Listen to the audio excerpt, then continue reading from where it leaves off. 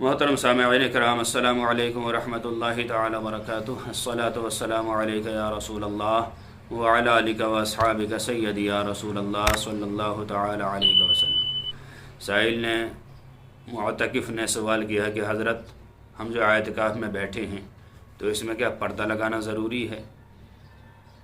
اور دوسرا سوال، کیا خنثی یعنی ہجڑا اعتکاف میں بیٹھ سکتا ہے؟ تیسرا سوال، کیا اعتکاف کرنے والے جب اپنی اعتکاف کی جگہ سے باہر نکلیں تو کیا رومال وغیرہ سے انہیں منہ ڈھانکنا ضروری ہوتا ہے؟ دیکھیے حضرات، سوال بہت اچھی ماشاءاللہ۔ پہلا سوال کیا کہ پردہ لگانا کیسا ہے؟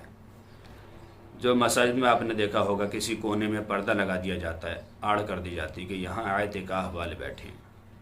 یہ لگانا کوئی فرض و واجب و ضروری تو نہیں ہے، لیکن ایک حدیث سے تھوڑا سا حوالہ ملتا ہے کہ حضور صلی اللہ تعالی علیہ وسلم نے ایک جگہ اعتکاف کیا تو خیمے لگوائے تھے۔ تو خیمہ کیا ہوتا ہے؟ پردے کا ہی ہوتا، کپڑے کا ہوتا ہے۔ تو اسی طرح اس کی مناسبت سے دیکھا جائے تو یہ پردے لگانا سنت ہے۔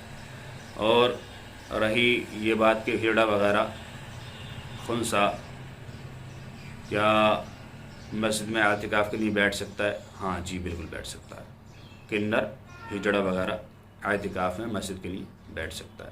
تیسری بات یہ ہے کہ اعتکاف جب نکلتے اعتکاف والا جب اپنی اعتکاف گاہ سے نکلے تو کیا منہ کو ڈھانک لے؟ نہیں، یہ میری جہالت کی بات ہے اور ایسا کچھ نہیں ہے۔ اعتکاف والا مسجد میں نکلے وضو بنانے، پیشاب کرنے، کچھ بھی کرنے، تو وہ بغیر پردے کے بالکل نکل سکتا ہے۔